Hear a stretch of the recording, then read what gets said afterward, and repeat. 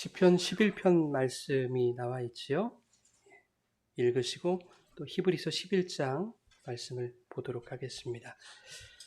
자, 시편 11편 1절부터 7절까지 함께 봉독하겠습니다. 내가 여호와께 피하였거늘 너희가 내 영혼에게 새같이 네 산으로 도망하라 함은 어찌함인가. 악인이 활을 당기고 시위에 먹이며 마음이 바른 자를 어두운 데서 쏘리하는도다.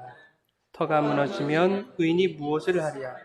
여호와께서는 그의 성전에 계시고 여호와의 보좌는 하늘에 있으며 그의 눈이 인생을 통촉하시고 그의 안목이 그를 감찰하시도다.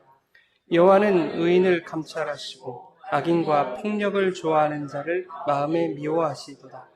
악인에게 그물을 던지시리니 불과 유황과 태우는 바람이 그들의 산에 소득이 되리로다.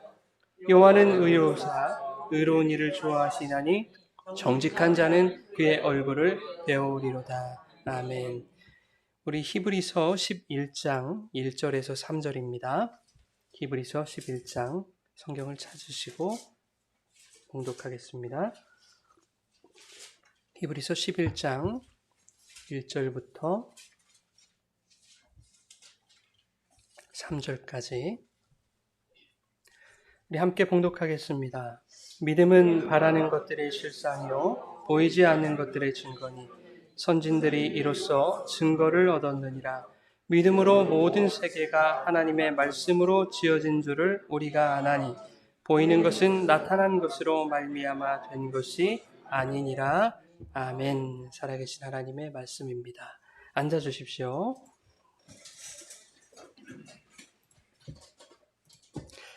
할렐루야. 하나님 아버지와 예수 그리스도로부터 오는 은혜와 평강이 이 시간 우리 가운데 함께 하시기를 예수님의 이름으로 축원합니다. 오늘은 보이지 않는 믿음의 세계라고 하는 제목으로 말씀을 나누겠습니다. 오늘 시편 11편을 읽었는데요. 사실 오늘 말씀과는 좀 무관해 보이지 않나라는 생각을 하실 거예요. 오늘 이 말씀을 읽은 것은 다음 주에 그 말씀에 대해서 보다 구체적으로 설명을 드리려고 하는 것입니다.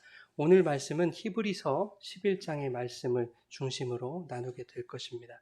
여러분 집에 돌아가셔서 오늘 말씀을 들으시고 시편 말씀을 깊이 묵상하고 다음 시간에 이렇게 예배에 임하시면 좋겠다 이런 생각을 해봅니다. 대학 시절에 방학을 맞아서 제가 서울 고모님 댁에 머물면서 아르바이트를 이렇게 종종 했었습니다. 강남에 있는 롯데백화점에서 이제 신사복 매장에서 정장을 판매를 했습니다. 저를 채용한 이 매니저가 참 대단한 것 같아요. 저같이 키도 작고 옷걸이도 안 좋은 사람을 이렇게 채용한 걸 보면 아마 제가 잘 팔 수 있을 것이다 라는 생각을 하지 않았을까 이런 생각을 해봅니다. 자, 그 당시에요 강남에 땅값이 갑자기 이렇게 폭등해서 졸부들이 많이 있었거든요. 이 부자들이 돈을 어떻게 쓸지를 모르는 거예요. 그리고 그 많은 돈을 주체할 수가 없어서 매일매일 백화점에 발도장을 찍습니다. 매일매일요. 매일 봐요 그 사람. 네. 처음에는 백화점 직원들도 그 사람이 돈 많은지를 몰라요. 그런데 나중에 겪어보니까 저 사람이 돈이 많은 사람이라는 걸 아는 거예요. 그래서 이제 대우가 나중에 달라지게 되죠. 한 번은 이런 일이 있었습니다. 60대쯤으로 보이는 한 남성분이 이제 겨울이었는데 털 몸빼바지 같은 걸 입으시고 저기 미나리깡에서 신을 법한 그런 장화 있잖아요. 그런 걸 딱 신고 진흙을 다 묻혀가지고 이렇게 백화점에 들어오신 거예요. 각 매장마다 구석구석 누비고 다니시는 겁니다. 그때 그 층을 담당하는 그 백화점 그 매니저가 있을 거 아닙니까? 그 매니저가 그분을 막 제지하시는 거예요. 그리고 각 매장에 있던 그 업체 매니저들이 나와서 막 가세를 하는 거죠. 당신 사지도 않을 거면서 이렇게 막 해집고 다니느냐고. 이렇게 난장판을 만드느냐고.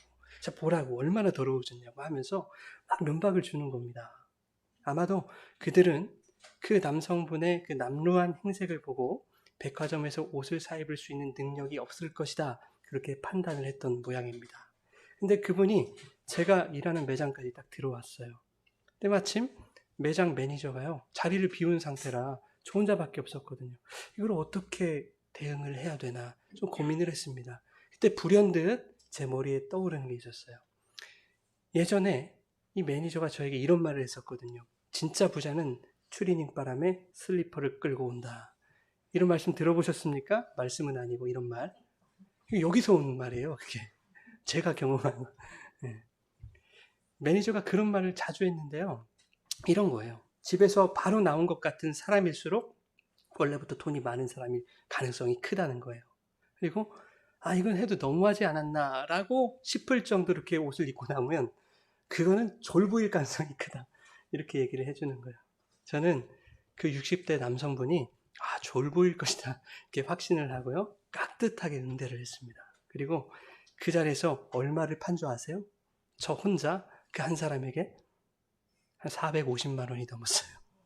450만 원. 그것도 현금으로. 현금에 막 진흙이 묻어 있어요.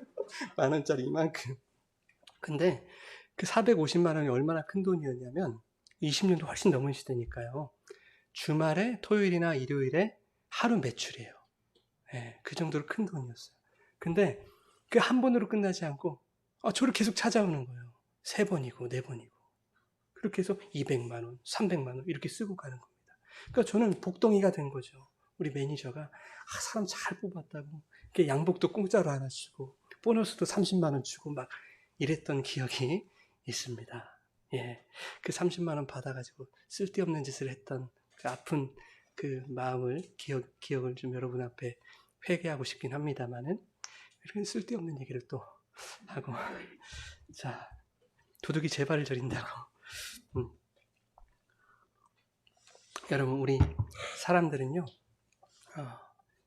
다른 사람의 겉모습이나 행색을 보고 그 사람의 힘을 판단하거나 또 지위를 예측하려고 하는 그런 성향들이 있어요.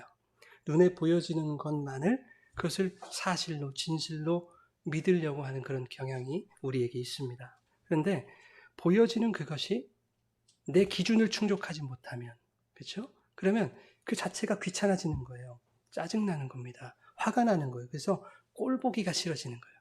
보기 싫어져요. 그 60대 아저씨가 보기 싫어지는 겁니다. 저 사람은 우리 매장에서 옷을 살 수 있는 능력이 없어. 내 기대에 못 미쳐요. 그러니까 꼴 보기가 싫은 거예요. 고객인데도.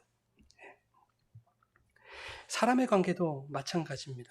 눈에서 멀어지면 마음도 멀어진다라는 얘기가 있죠. 사랑하는 남녀가요. 멀리서 연애를 합니다. 원거리 연애를 하는데 처음에는 어때요? 애틋한 마음이 불일 듯합니다만은 안타깝게도 얼마 지나지 않아 그 마음은 싹 사라지죠. 그냥 내 눈에 보이지 않는 그 자체가 견딜 수 없는 거예요. 보고 싶은 마음보다는 보이지 않는 그 스트레스가 더 커지는 겁니다. 그래서 끝내 이별을 통보하는 경우들을 우리는 많이 볼 수 있습니다. 그러나 부모 자식의 경우라면 또 얘기가 달라지는 거 아니겠습니까? 자식이 군대 가고 유학을 가고 또 시집 가고 이민을 가게 되면 자식이 내 옆에 없는 이유로 내 눈에 보이지 않는 이유로 오히려 부모는 자녀들에 대해서 마음을 더 쓰게 되는 것이죠. 더 생각하고 더 떠올려보고 더 우리 자녀를 위해 기도하고 그렇게 마음을 쓰는 것 아니겠습니까? 내 자녀가 내 눈앞에 보이지 않는다고 해서 너 내 자식 아니야. 나의 기대를 충족하지 못한다고 해서 너 내 자식 아니야 라고 그렇게 관계를 끊을 부모는 없다라고 하는 거예요. 여러분 보이는 것과 보이지 않는 것을 인식하고 또 판단하는 것에는 이 믿음이라는 것이 늘 작용을 합니다. 믿음. 세상의 개념에서는 그 믿음이 이렇게 작용하는 거예요. 보이거나 보이지 않는 그것들이 나의 기준과 소망을 충족시킬 것이다. 혹은 충족시킬 수 없을 것이다. 라는 믿음으로 작용하는 거예요. 그래서 충족시킬 수 없을 것 같으니까 미워하는 거죠. 그 60대 아저씨를. 근데 성경은 우리 눈에 보이는 것, 보이지 않는 것, 이 모든 것을 통해서 하나님의 자녀됨을 깨닫게 하시는 것으로 그 믿음을 설명하실 분이에요. 어떠한 실상과 증거를 통해서 그 믿음을 설명하신다고요. 그래서 오늘 히브리서 말씀 가지고 그 실상과 믿음이 뭔가 우리가 집중하여 보려고 하는 것입니다. 히브리서 11장 1절 이렇게 되어 있습니다. 믿음은 바라는 것들의 실상이요 보이지 않는 것들의 증거다. 여러분, 믿음은 바라는 것들의 실상이라고 말합니다. 여러분, 이 말씀을 어떻게 이해하세요? 많은 분들이요, 안타깝게도 이 말씀을 오해하고 있어요. 교회를 50년, 60년 다녀도 이 말씀이 뭔지를 몰라요. 단순히 꿈은 이루어진다라는 식으로 이해합니다. 간절히 바라고 믿으면 내가 바라던 그것이 성취될 것이다. 내 눈앞에 현실로 나타날 것이다. 라는 말씀으로 믿는 사람들이 참으로 많다고 하는 거예요. 그러나 그것은 정확히 틀린 이해입니다. 믿음은 보이지 않는 것들에 대한 증거라고 말씀하고 있지 않습니까? 그런데 우리 인간들이 바라는 것들을 한번 떠올려 보세요. 우리들이 바라는 것은 보이지 않는 것들이 아니란 말이에요. 인간이 세상적으로 원하고 소망하는 것들 한번 떠올려 보세요. 다 보여지는 것들입니다. 지금 나의 현실로 주어지지 않았을 뿐이지 사람들이 바라는 모든 것이 세상에 이미 나타난 것들이에요. 드러난 것들이에요. TV에서, 영화에서, 잡지에서, 동네 사람들, 그리고 직장 동료, 학교, 친구들, 심지어 교회 안에 지체들 가운데서도 다 일어나고 있는 일들이라고. 우리가 살아가는 모든 환경 속에서 접하는 것들. 예를 들면 이런 거예요. 누구 딸내미는 명문대 나오더니 여차저차해서 지금 판사 됐잖아. 아이 부러워라. 내 딸 얘기는 아니에요. 나에게 그것이 이루어지지는 않았어요. 그럼에도 불구하고 그건 다 나타나고 드러난 거예요. 그런 것들을 우리는 바라더라는 거예요. 또 한 가지 예를 들어볼까요? 옆집 아저씨 이거저거 하더니 야 대박 났잖아. 아이고 부러워라. 나에게 주어진 현실은 아니에요. 나에게 보이지 않는 것 같지만 사실 세상 가운데서는 다 드러난 일들이지요. 우리는 그렇게 드러난 것들을 소망하고 있지 않나 라고 하는 생각을 합니다. 그런데 성경은 그렇게 드러나고 나타난 것을 소망하라고 바라라고 얘기하지 않는다 하는 겁니다. 자, 그렇게 세상에 나타나고 드러나는 것들을 바라고 소망했더니 우리의 실상이 되더라. 그것이 나에게 실상으로 실체로 다가올 때까지 믿고 기도하면 하나님 주실 것이다. 이것은 아니라는 거예요, 여러분. 이것은 기독교가 아니에요. 잘못 가르쳤고 잘못 배우신 거예요. 만약에 그렇게 생각하고 계시다면 오늘 잘 들어보시기 바랍니다. 여러분, 쉽게 우리 성경 말씀만 놓고 한번 살펴보시자고요. 성경에는 믿음으로 무엇에 이른다고 말씀하고 있습니까? 그렇죠? 에베소서 2장 8절 9절 우리 한번 찾아볼까요? 에베소서 2장 8절 9절입니다.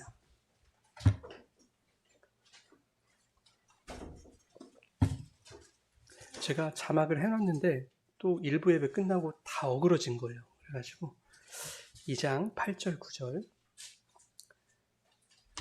자, 함께 읽겠습니다. 너희는 그 은혜에 의하여 믿음으로 말미암아 구원을 받았으니 이것은 너희에게서 난 것이 아니요 하나님의 선물이라. 행위에서 난 것이 아니니 이는 누구든지 자랑하지 못하게 함이라. 아멘. 믿음으로 말미암아 구원을 받는다라고 분명히 성경은 말씀합니다. 구원은요, 하나님의 선물이기 때문에 인간의 행위가 구원의 근거가 될 수 없다. 그러니 너희들의 행위를 하나님 앞에 자랑할 수 없다 얘기하십니다. 여러분 생각해 보십시오. 선물은 내가 내 돈 내고 사서 선물 받을 사람에게 공짜로 주는 게 선물이죠. 선물을 받는 사람이 선물의 값어치를 지불하지 않아요. 그죠? 받는 사람은 그냥 받는 거예요. 어떠한 것도 지불하지 않습니다. 구원은 바로 그러한 선물과 같다. 하나님이 아들 예수 그리스도의 피로 다 지불하시고 우리에게 거저 주신 것이다. 그것이 구원이다. 그런데 그 구원이 믿음으로 말미암는 것이다. 그러니 너희가 구원받았다고 한다면 하나님 앞에 너희 행위에 대해서 하나라도 자랑할 것이 없다. 그 구원에 내가 0.1% 하나님 내가 뭔가 일조를 했습니다. 라고 자랑할 것이 하나도 없다. 라고 말씀하고 있는 겁니다.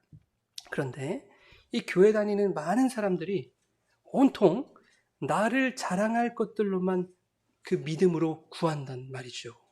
내 직업, 능력, 내 자식, 재산, 명성, 인기, 건강 이런 것들만 막 구하는 거예요. 그것을 구하는 것이 나쁘다고 말하는 게 아닙니다. 건강이 왜 나쁜 거겠습니까? 승진하는 게 왜 나쁜 것이겠어요? 자식이 잘 되는 게 왜 나쁜 것이겠습니까? 그런데 여러분, 여기서 기도라는 개념을 잘 설정하셔야 돼요. 기도는 예수님이 정확한 본을 보여주셨다고요. 어떤 본을 보여주셨냐? 예수님도 인간적인 그런 소망이 있었어요. 이 잔이 나에게서 좀 떠났으면 좋겠어요. 십자가 달리기 싫어요. 그런데 마지막에 예수님의 기도는 어떻게 변합니까? 내 원대로 하지 마시고 아버지의 원대로 하옵소서. 그것이 기도입니다. 근데 우리는 다 내 원대로 되기를 원하지 않습니까? 돈 주세요, 집 주세요, 차 주세요, 자녀 잘 되게 해주세요, 건강 주세요. 다 내가 원하는 거 아닙니까? 아니에요. 우리는 그렇게 기도하는 거 아니에요. 이 모든 것들이 우리에게 필요한데 하나님의 뜻이 무엇인가를 묻는 거예요.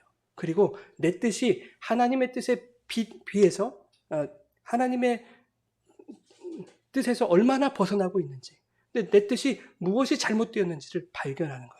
그리고 마침내는 하나님 이 모든 상황들 속에서 하나님이 당신의 뜻대로 나를 인도하여 주십시오 라고 하는 게 우리의 기도란 말이죠. 여러분, 히브리서 11장 3절 이렇게 말합니다. 믿음으로 모든 세계가 하나님의 말씀으로 지어진 줄을 우리가 아나니 보이는 것은 나타난 것으로 말미암아 된 것이 아니니라.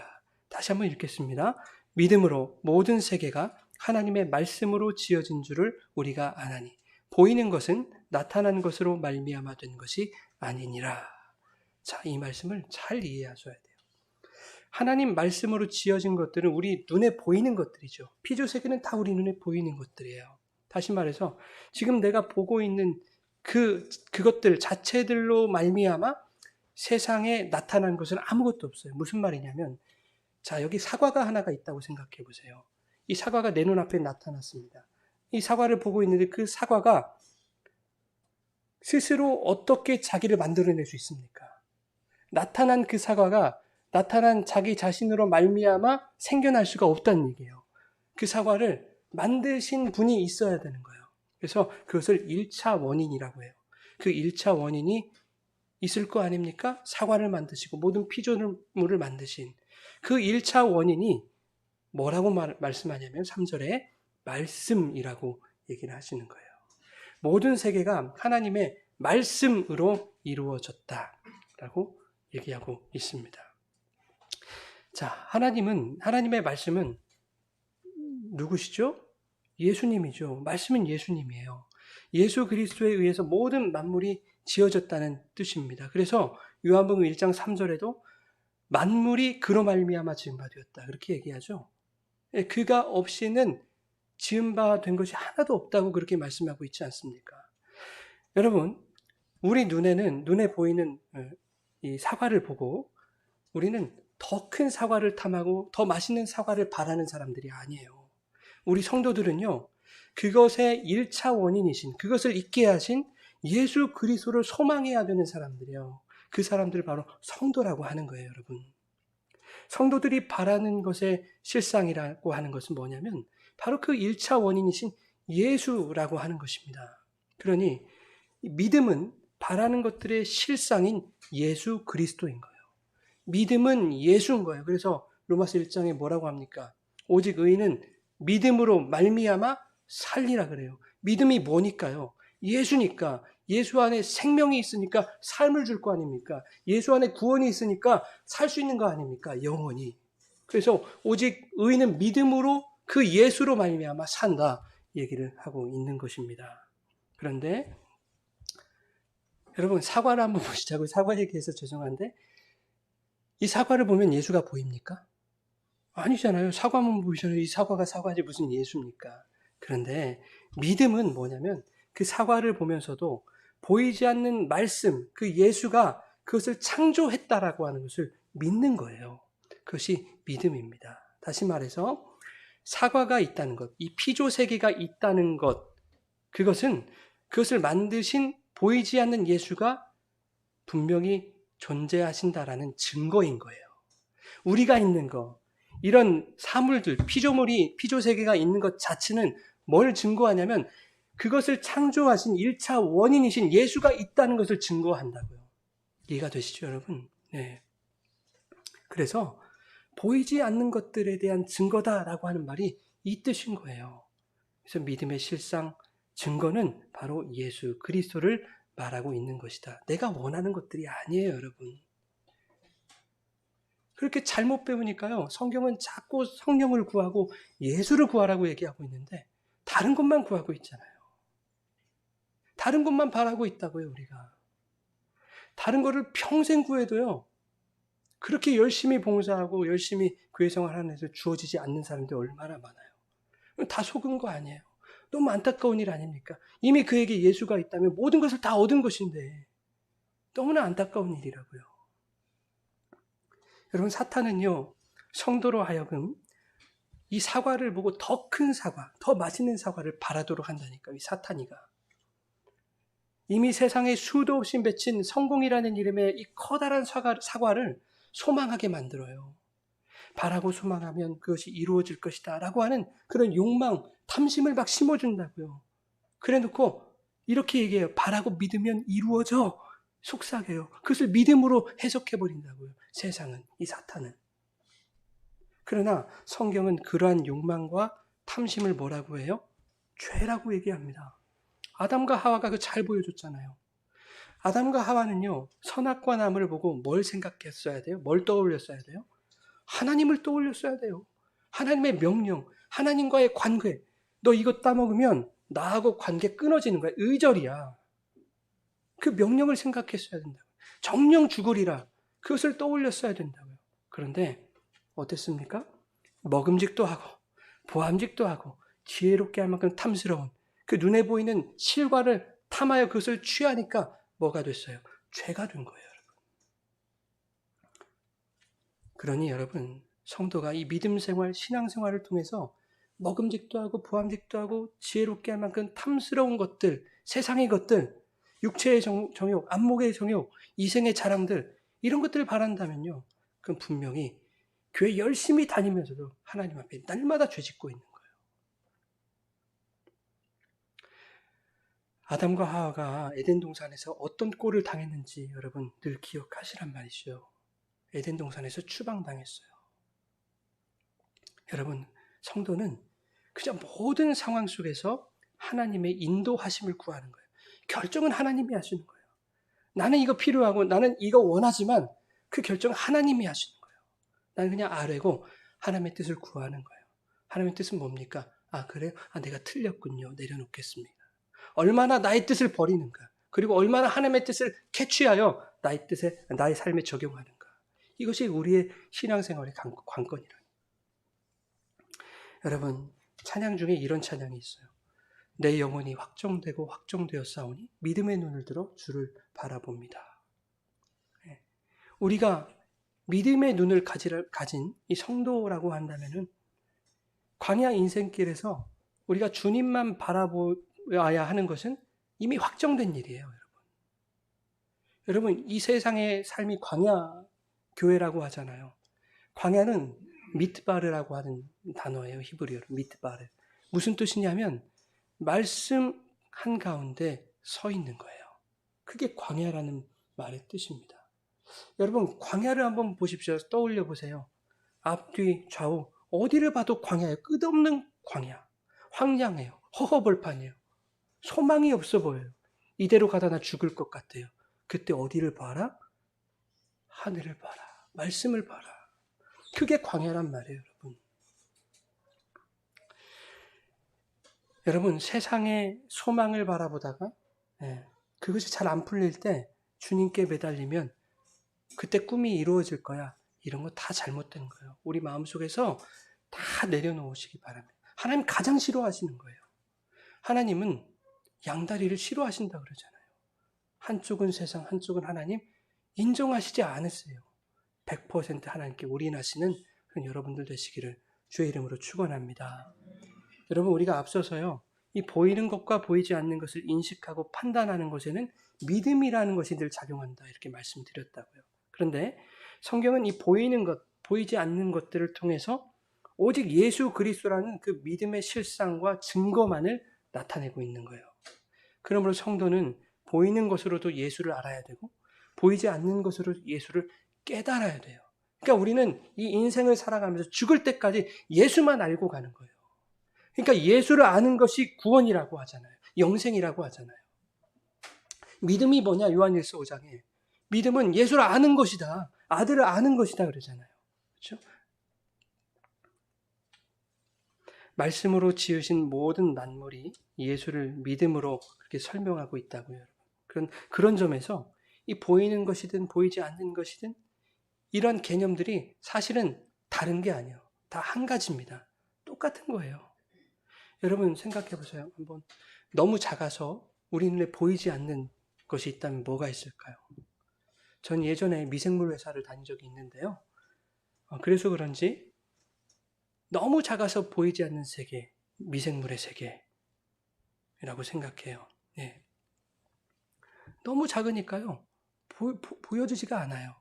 그런데 우리 눈에 보이지 않는 그 존재들이 무슨 일을 하냐면 김치를 발효시키고 청국장을 띄우고 치즈를 숙성시키고 한단 말이죠. 근데 현미경을 갖다 대면 보이지 않던 그 미생물들이 보이기 시작합니다. 뿐만 아니에요. 그 작은 세계에서 일어난 일들이 얼마나 신비롭고 놀라운지 몰라요. 여러분 미생물들 중에는 착한 미생물도 있고 나쁜 미생물도 있고 이도저도 아닌 미생물들이 있습니다. 착한 애들은 선옥균이라고 해요. 나쁜 애들은 악옥균이라고 하고 중간 애들은 해바라기균이라고 해요. 해바라기는 어딜 막 이렇게 바라보잖아요. 근데 선한 균이 조금 더 많으면 이 해바라기 균들이 그쪽으로 확 붙어요. 그래서 악한 균들을 막 공격합니다. 그래서 뭘 막는 줄 아세요? 부패를 막아요. 그렇게 발효를 시키는 거예요. 그런데 그런 경험 있으실 거예요. 이게 김치인데 막 썩어버려요. 막 푸른 곰팡이가 생기고 선한 균보다 나쁜 균들이 조금 더 많았을 때 해바라기 균들이 그쪽으로 확 붙어서 선한 균을 다 죽이는 거예요. 이렇게 엄청난 전쟁이 일어나는 거예요. 우리는 보이지 않는 미생물의 세계에 여러분. 놀랍지 않습니까? 부패한 음식 먹으면 식중독에 걸리고 배탈이 나요. 예, 좋은 음식 먹으면 우리 몸도 좋아지지 않습니까? 우리 눈에 보이지는 않지만 그 미생물들 안에서 치열한 전쟁이 벌어지고 있고 그 치열한 전쟁이 우리의 삶에 어떠한 영향을 미치는지 여러분 잘 아실 거예요. 우리는 그들의 영향권 안에서 살고 있다라고 하는 겁니다. 그런가 하면 이런 경우도 있어요. 반대로 너무 커서 볼 수 없는, 보여지지 않는 그런 세계도 있다라고 하는 겁니다. 사람이 아무리 눈이 좋아도요, 지평선 너머의 저 땅은 볼 수가 없어요. 내가 서 있는 지구 반대편 바라볼 수 없습니다. 여러분, 가도 끝이 없는 그 우주를 우리가 어떻게 다 볼 겁니까? 하물며, 여러분, 하물며요, 온 우주를 창조하신 전능하신 하나님의 세계를 우리가 볼 수 있단 말입니까? 볼 수 없어요.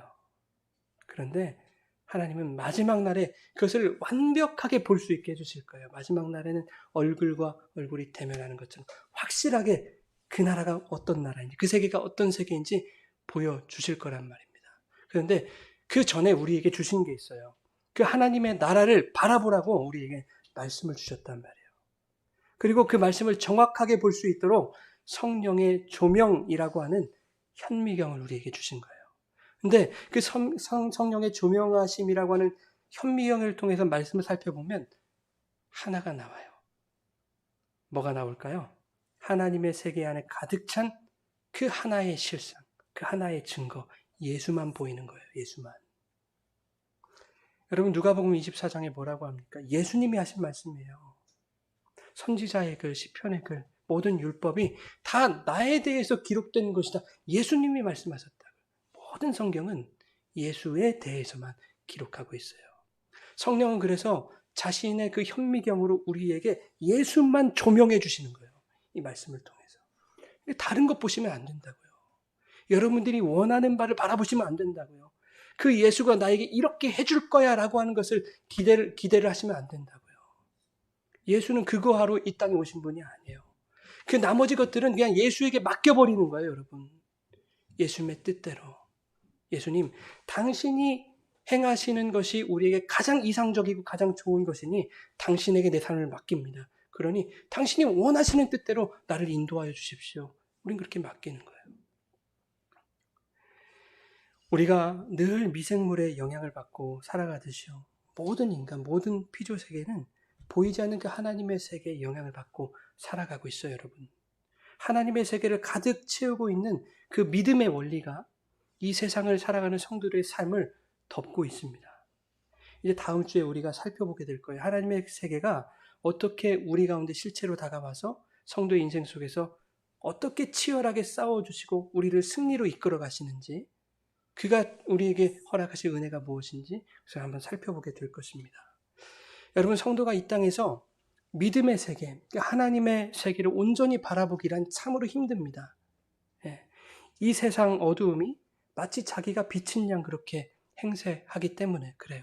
그래서 이 어둠이 다양한 믿음, 다양한 가치, 다양한 신념들을 만들어낸단 말이죠. 이것을 바라면 이렇게 이루어질 거야. 저렇게 바라는 대로 다 이루어질 거야. 그런 믿음과 신념들을 이 세상 어둠이 조장해내는 거죠, 사탄이. 자, 이렇게 다양하고 화려한 세상에서 하나님의 세계가 말씀하는 실상과 증거, 이 실상과 증거는 예수인데, 그 실상과 증거가 오직 한 분 예수라고 가르치는 이 성경의 가르침이 마치 세상을 화려하고 멋지게 살아갈 능력이 없는 고리타분하고 남루한 옷처럼 세상을 이렇게 보는 거예요. 이 기독교 신앙과 이 성경의 가르침을 누더기 옷이다, 세상 그렇게 바라보는 겁니다. 성도들에게 능력 줄 수 없을 것 같다는 거죠. 성도들에게 돈, 명예, 권력 줄 수 없을 것 같다는 거죠. 세상이 판단할 때 이 기독교가. 세상 사람들은 하나님의 세계가 걸치고 있는 이 믿음이라는 옷, 그것의 초라한 행색을 보며 왜 세상을 볼품없이 만들어 놓느냐고 그렇게 비아냥거릴 거예요. 세상은. 예수를 믿는다는 사람들조차도 이것으로는 내가 바라는 바를 충족시키지 못한다라고 판단하고요. 하나님의 세계를 덮고 있는 이 믿음의 원리를 온전히 붙들지 않는 사람들이 이제 더 많이 나타날 거예요. 그 믿음의 세계를 부정하는 사람들이 말세가 되면 될수록 더 많이 드러나게 될 겁니다.